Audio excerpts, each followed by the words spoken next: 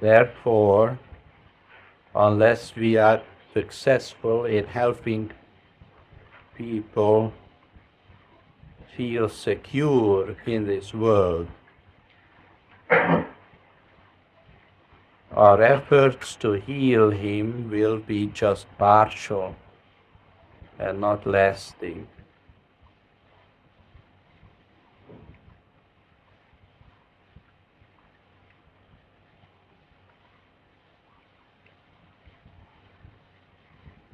If we understand the self-confirmatory tendency as an endeavor to reassure oneself of one's existence in face of deeply hidden existential anxiety, then it will be easy for us to have compassion and not to condemn.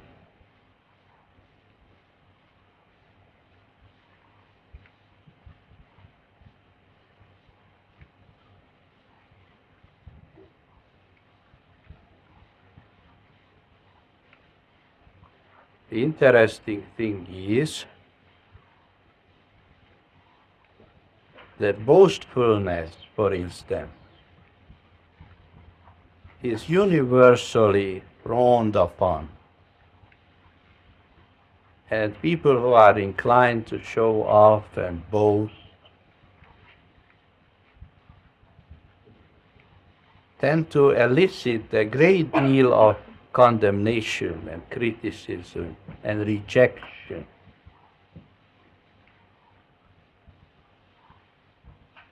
For people who are anxiously seeking to be liked or to be popular, often experience being rebuffed by the world. And actually, all they are trying to do is to find some reassurance that they are here, they are alive, and they are not going to die tomorrow.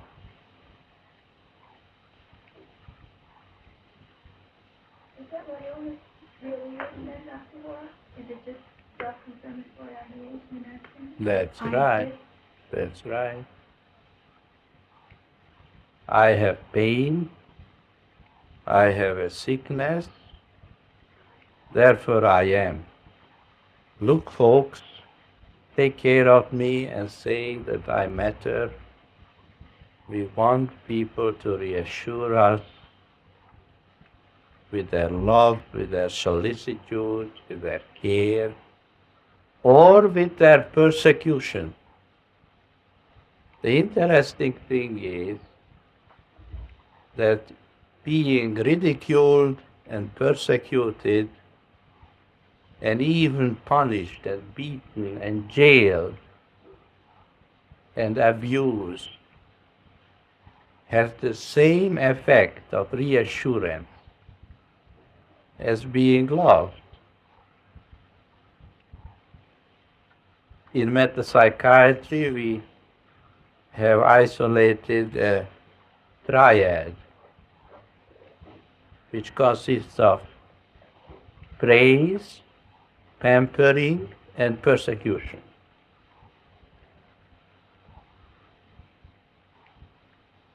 We find it quite often that some people seek to be praised, they seek to be pampered, and invariably wind up being persecuted.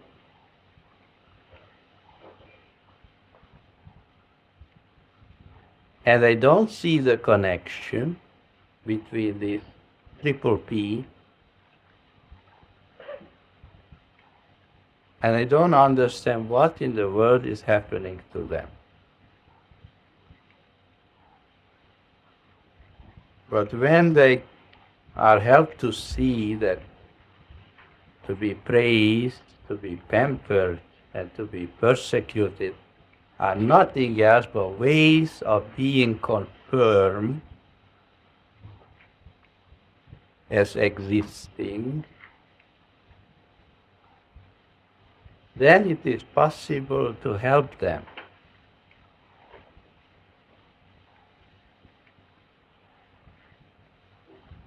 How is it possible to help someone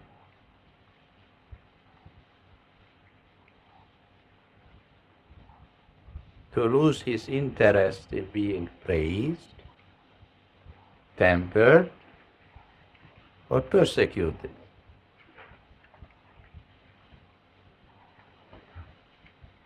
Do you know such individuals, by the way? Yeah? Have you looked in the mirror lately? Like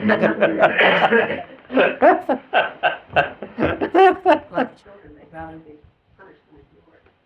That's right. See, the greatest, the most frightening thing in life is to be ignored. To be persecuted is preferable to being ignored. Because that is frightening.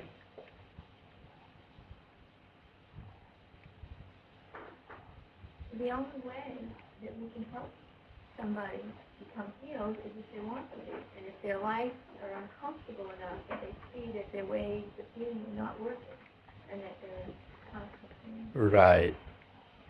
Yes, you are absolutely correct. And this brings us to consider the 3 R's of metapsychiatry. Have you spoken about that? Not yet, right? What are the 3 R's of metapsychiatry? One must be real. No. No. It refers to the healing process, which was just brought up. The 3 R's are as follows: recognition, regret, and reformation.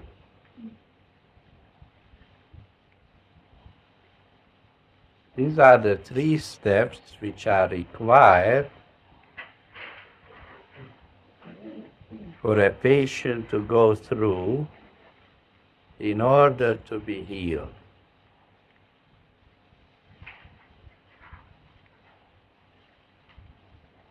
What does recognition entail?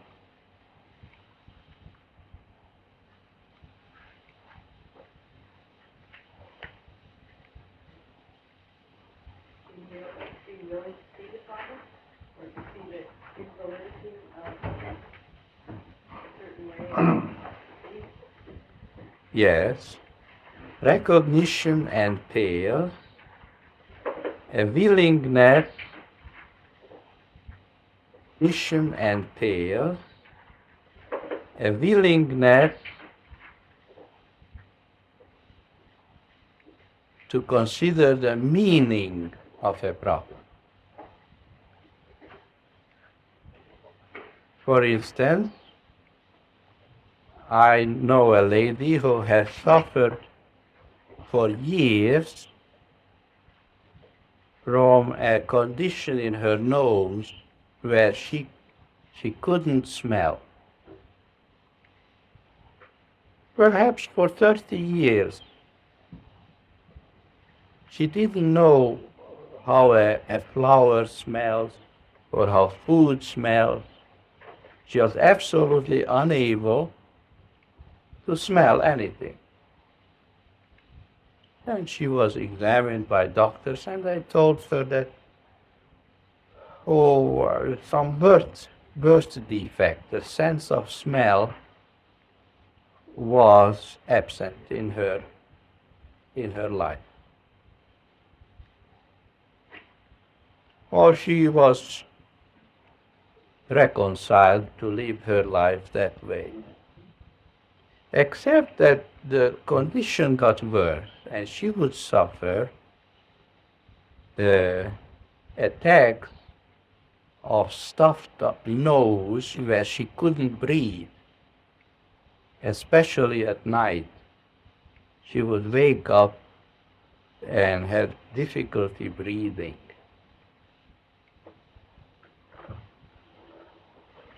So,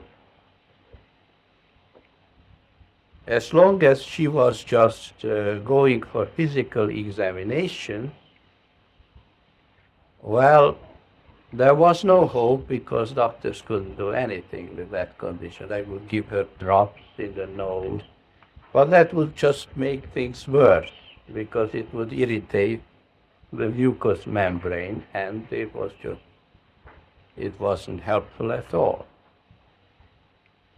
She would get allergy shots and anti-allergy pills, and none of these things would help.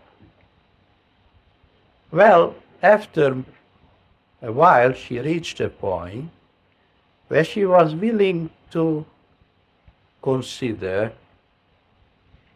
the possibility that this condition may have a meaning. So she was ready for the first step of recognition.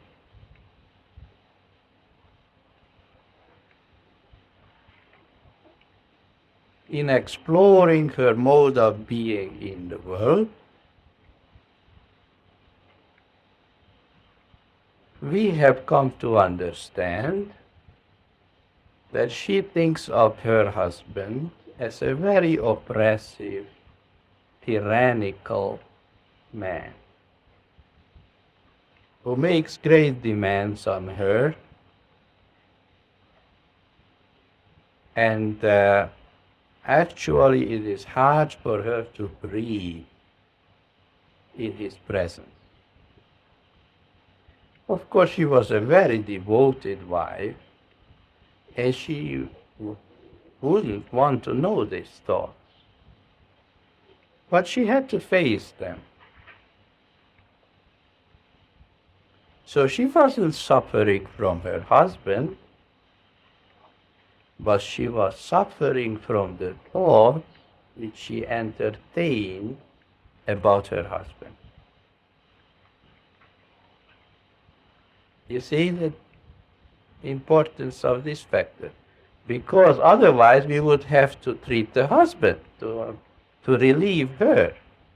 But the husband wasn't suffering, and you cannot help somebody who isn't suffering.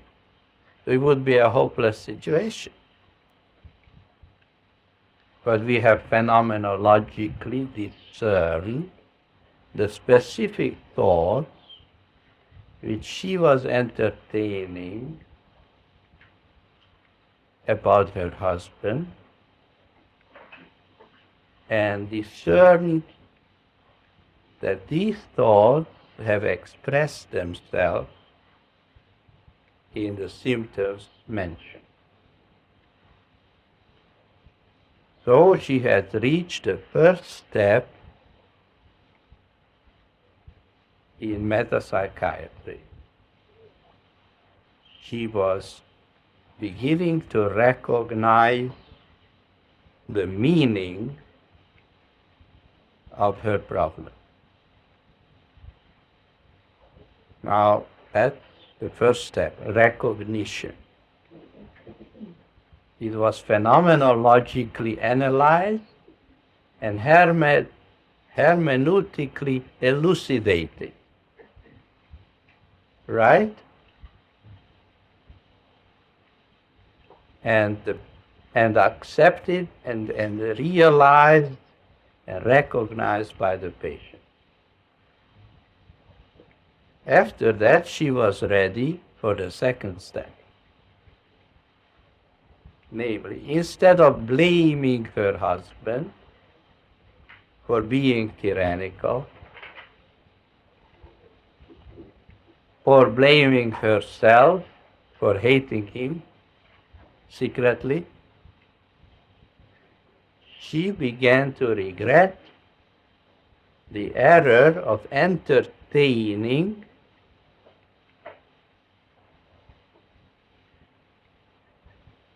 such critical thoughts about him.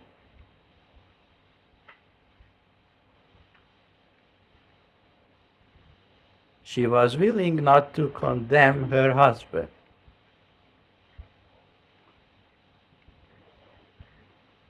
She was willing to regret the error of judging.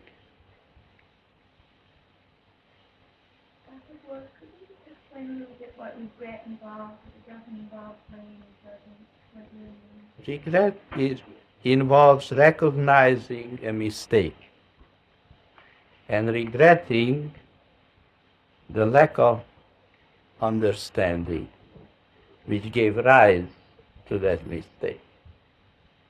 So it's not blame, it's not guilt. I'm sorry. You could say being sorry, yes, but not in a culpable way. But if, for instance, if you see you made a mathematical error in your checkbook, well, you regret it because it creates problems for you. But you are ready then to correct it. If you blame yourself or you blame somebody else, you're not ready to correct it. You cannot get to the third step unless you have gone through the second step in the right way. We regret our lack of understanding, which led to a mistaken way of thinking. Because the problem is the thinking. The problem was not the husband, not the woman, the patient. Thinking is the problem. You remember last week we mentioned that thoughts are units of mental energy, right? If we entertain existentially invalid thought, these thoughts will transmute themselves. Energy has a tendency to transmute itself into other forms. These thoughts will transmute themselves into symptoms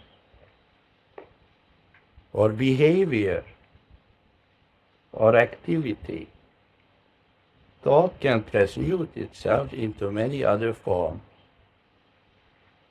In this case, the thoughts transmuted themselves into a difficulty of breathing and smelling. He thought the husband was a stinker. Right. Exactly.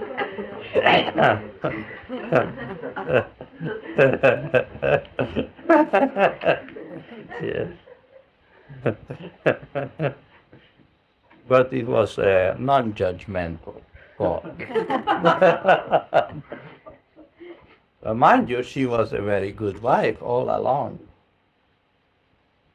A very devoted wife, and she didn't know that she was thinking these thoughts.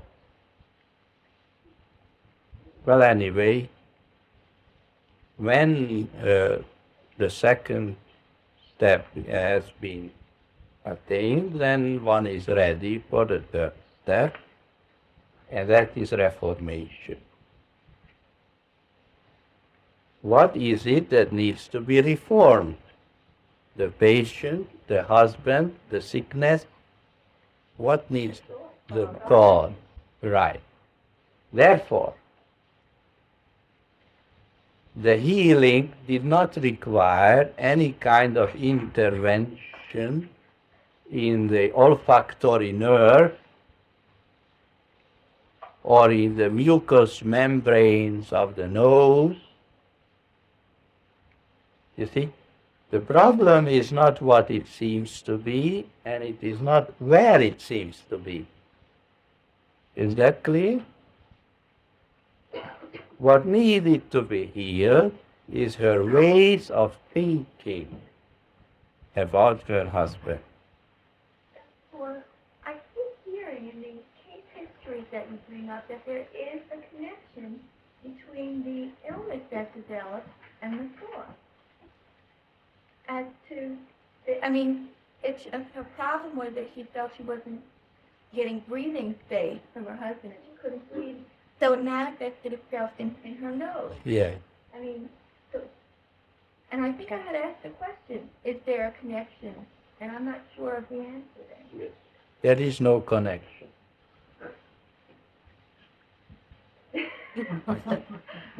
I mean, could this patient have conceivably, with the same thought, have an earache? Oh yeah. Or Oh yeah. so then there, If her husband had her husband be a musician, a live musician, maybe it would have been a I think I'm confused. Yeah. Well, you see, you're victim of the inclination towards cause and effect reasoning. Yeah. It's like somebody said, I think you said it, that the mind and the body are fused. They are not fused. Mind and body are not fused. What is it? There's The one. Right. So thought and symptom, the symptom is not the outcome of the thought. Is the thought. Right. Now you got it. I hope you'll keep it. The symptom is the thought. And when we analyze phenomenologically the meaning of a symptom, what are we doing? We are retranslating the thought from a physical form into a mental form. We're transmuting the same idea.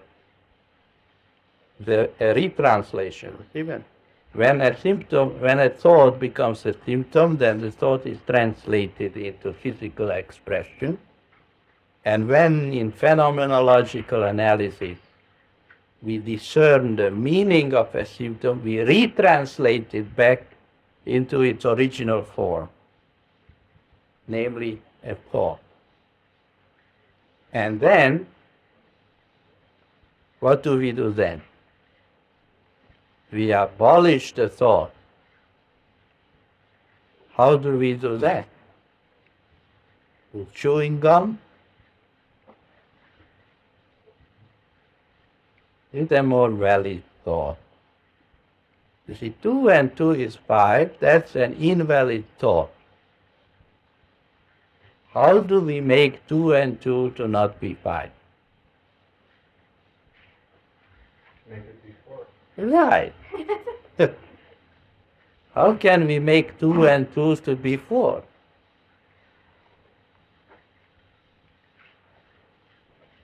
You don't make it. It is. Right. You see how simple it is? All you have to know is what is valid. So in order to heal a so-called psychosomatic problem or any other problem, we have to abolish an invalid thought by replacing it with a valid thought, or a complex of thoughts, or ways of thinking and seeing. Now, a very interesting thing happened when this patient recognized the meaning of the problem and regretted it, and proceeded to correct her thoughts about her husband. Instead of judging him and resenting him, she developed compassion for him and loved him and appreciated him in spite of his foibles, genuinely. There developed a harmony in that marriage covered another dimension to life. She could smell the flowers. It was such a surprise to her, she nearly knocked her over. And she could breathe free. And a condition which lasted over 30 years vanished just like that. And has been perfect for the past 5 years without any problem. Yes. I'm confused again. How long was this patient married, and when did her physical symptoms erupt? Right in the beginning, even perhaps just when they got acquainted. She could smell before she got married? I don't know, I think not. She didn't remember what smelling means, what it is to smell. Did this symptom then have meaning for her in her life before she got married also? Was her way of being? Yeah. But she Yeah. never talked about it. We did not explore it. But the 30 years of not smelling is enough. And suffice it to say that this healing was absolutely fantastic for her. It's almost like when a blind man suddenly regains his sight. She regained a third dimension, and she has a very keen sense of smell and enjoys smelling things. And of course, these breathing difficulties have all disappeared. It went along with.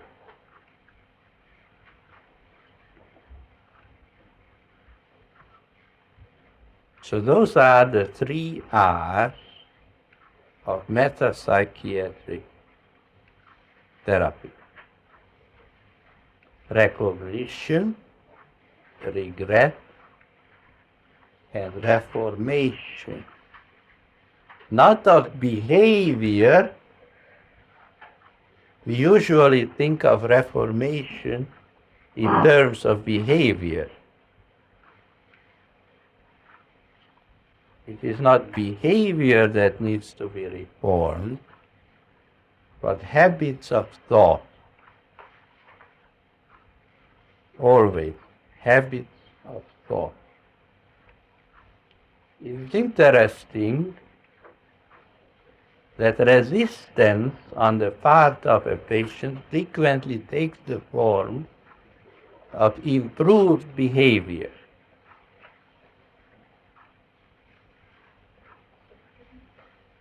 Resistance frequently takes the form of improved behavior. When a patient finds out what the problem is, he is willing to change his behavior. That's easy. And very often he tries to convince the doctor that he is already well, because he isn't doing the things which he used to do. But remember, nobody is well until his thought processes have become valid. We cannot judge a healing by improved behavior. More often than not, it is just a resistance, an avoidance.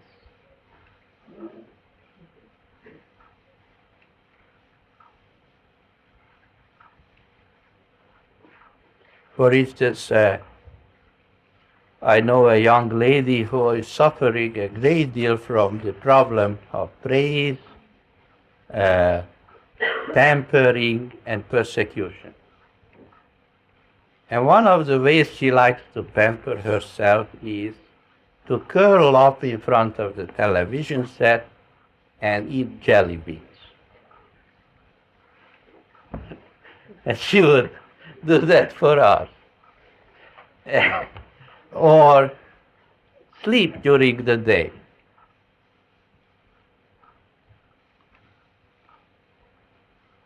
So we spoke about this problem and tried to clarify the connection between pampering and persecutions. She gets a lot of persecutions from the neighbors and people that she knows. So she would say, well, I'm not eating jelly beans anymore. I threw out all the jelly beans. And I'm not watching television anymore. And I am sleeping less during the day. I'm not pampering myself anymore as I used to. This is not a healing.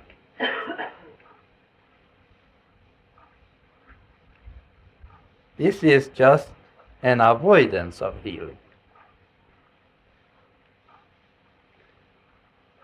What is required for a healing to take place?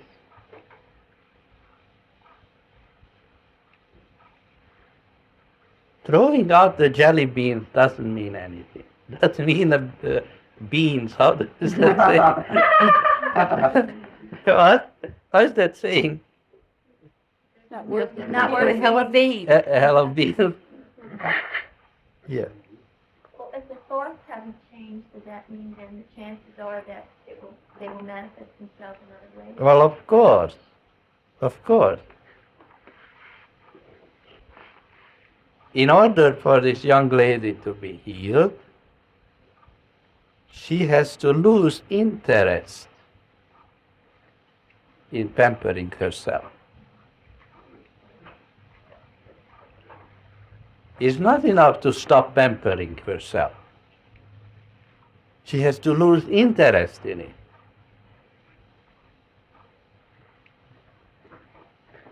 Only then will there be a real healing.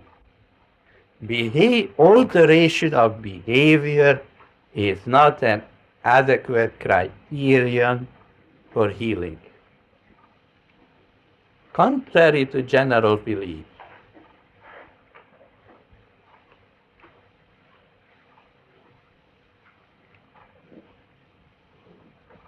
Now the question arises, how can one lose interest in something in which we are interested in? Suppose this young lady is interested in pampering herself. How can she lose interest in pampering herself if she's interested in pampering herself? Only if you see that it doesn't work. And it's invalid. Certainly, that is important. But that is the first step, the recognition. But how do we get from the first step to the second step?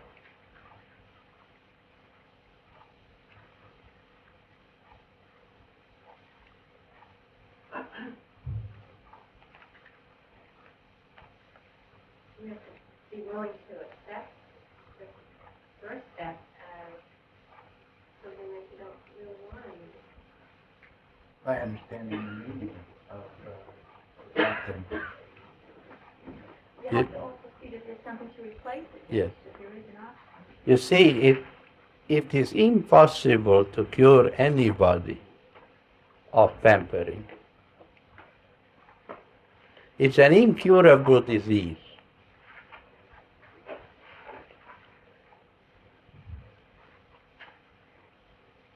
Because it doesn't hurt. You can only be cured if something hurts.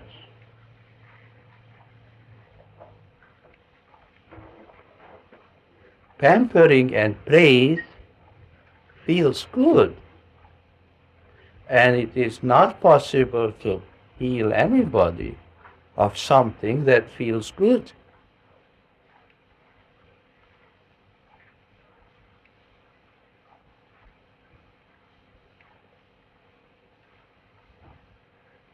That's why it is so hard to diet. It feels good to eat, right? You cannot heal anybody from eating.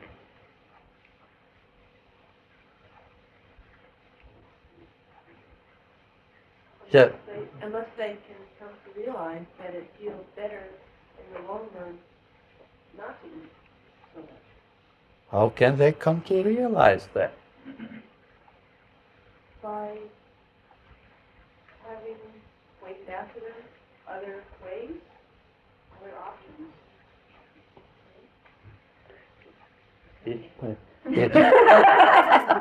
You see, pampering and eating is an incurable disease. But it leads to worse diseases, Like what? heart disease, Yes. diabetes. It would be an invalid way of being to continue Yes. to overeat. Well, then recognition entails seeing the flip side of the problem.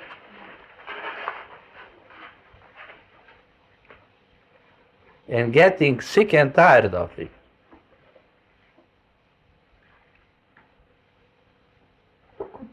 Now, the flip side of pampering and praise is persecution. You can be healed of persecution. You can have a desire to be healed of persecution. But usually what the patient tries to do is to be healed of persecution and preserve the pampering. It's like wanting to have a coin with only one side. Now, recognition entails seeing the impossibility of separating pampering from persecution. This is the great value of understanding dualistic thinking. Pampering is pleasant, persecution is painful. And they are two sides of the same coin. I have a client right now who's into this very problem Yeah. of overeating, and then the persecution part where she makes herself vomit after she overeats. She goes on these binges. Yeah. Okay? She wants to find a way to stop. Yeah. And how does she stop? She wants Yeah. and that's cancer. Again, if a patient wants to stop, that indicates that her idea of a cure is in terms of behavior. You see, stopping is not a cure. Changing the behavior is easy. It's not a cure. Recognition has to then extend to the flip side of the problem, and it must be brought home to the patient that it is not a behavioral problem, it is a mental problem. Eating is not a behavior problem, it is a mental problem. And pampering and persecution will not be healed by giving up jelly beans. It is not a behavior problem, it is a mental problem. What do we mean by mental problem?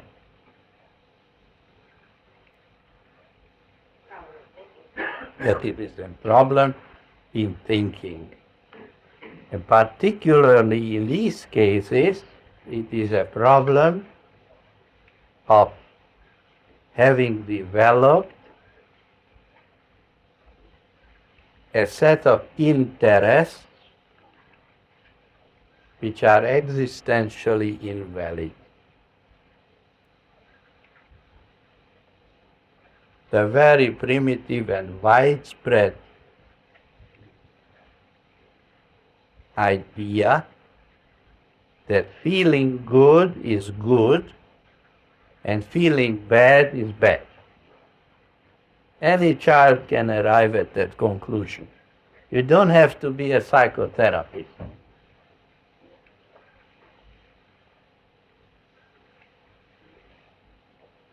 The fact is that feeling good is not necessarily good, and feeling bad is not necessarily bad. We are not guided by categories of good or bad. What are the categories which are relevant to health and healing? Existentially valid. That's right, exactly. Now, in what way is concern with feeling good existentially invalid?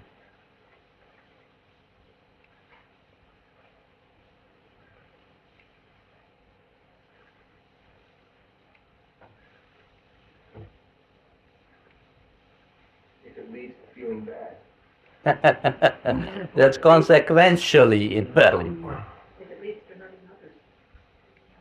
No, if it has a self-confirmatory meaning.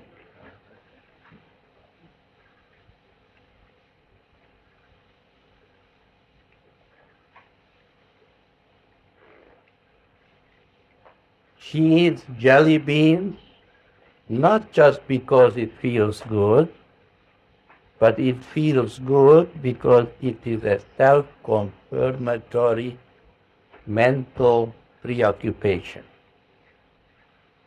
I pamper myself, therefore I am.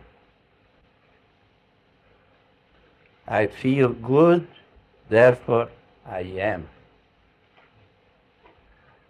I am persecuted, therefore everybody knows that I am, especially my persecutors. So you see, to feel good and to feel bad is really the same.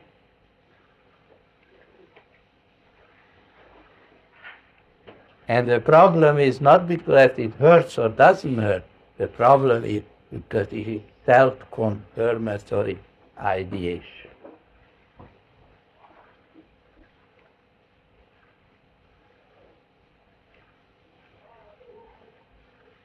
This needs to be recognized.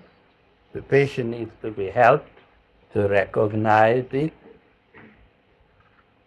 and then regress it, and then to be guided toward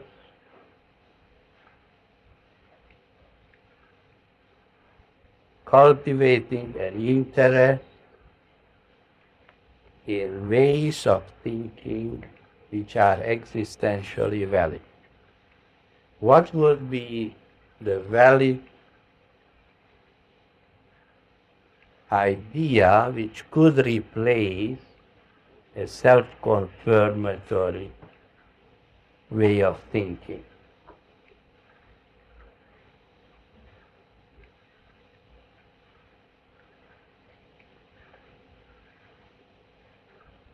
So does God exist, therefore I am?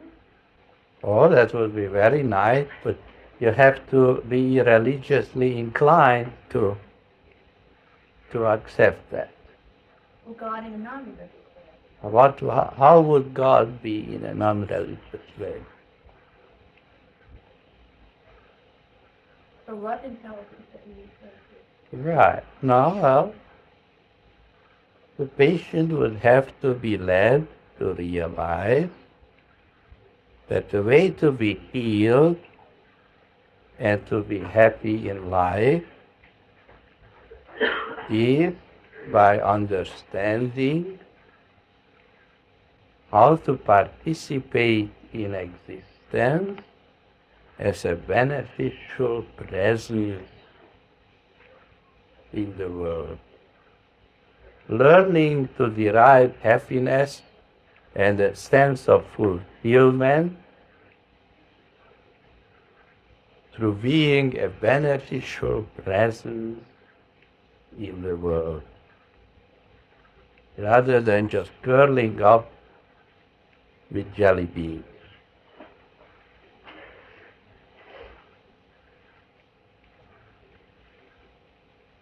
A beneficial presence is not interested in praise or recognition or medals or admiration. What is he? How does he get his kicks?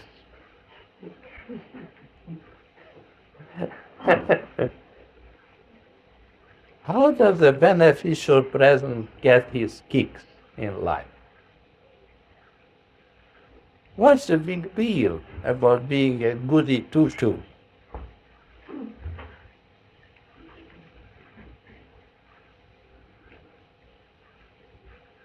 You decide to believe that love intelligence validates you, and therefore you can validate others. Other people?